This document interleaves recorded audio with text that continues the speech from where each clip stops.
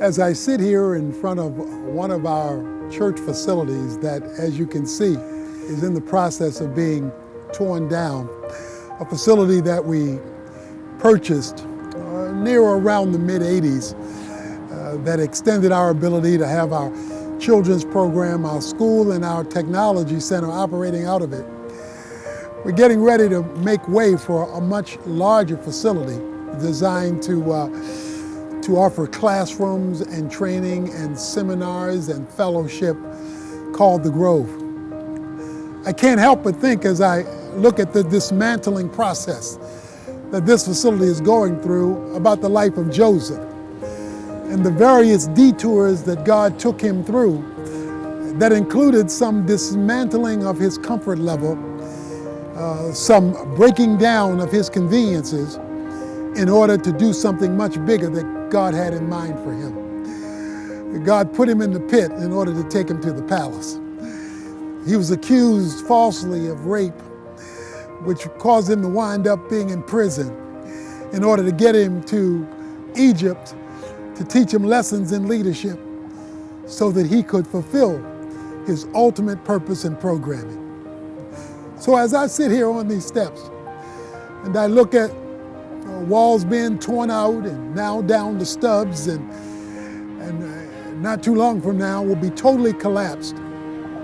It's the end of an era since the mid-'80s, but to inaugurate a brand new era with a 35,000-foot facility called The Grove. We're going to have to tear some things down to get relevant to where we are today. And that's what God often has to do with us. He has to get rid of yesterday so we can move on to tomorrow, because if he keeps yesterday in place, then we can't build what we need here tomorrow. And if he keeps your yesterday in place, he can't take you to where he wants you to go tomorrow. So when he starts tearing things out, let him, because he's trying to construct something brand new, relevant to the time you're living in, to the experiences you are having, and to the impact he wants you to make.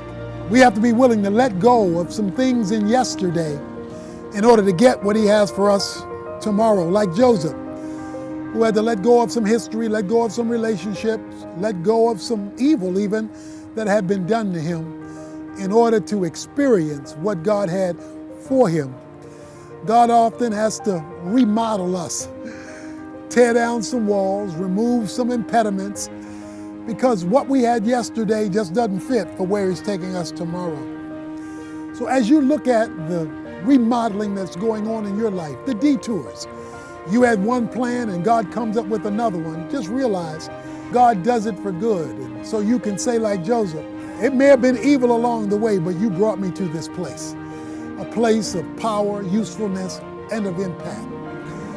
Yes, I'm getting ready to say goodbye to a facility that's done us good over a lot of years, but it's had its inconveniences. In fact, as we tore it down, we found some things in there that, whoa, I'm glad we were tearing it down because it could have caused some greater damage.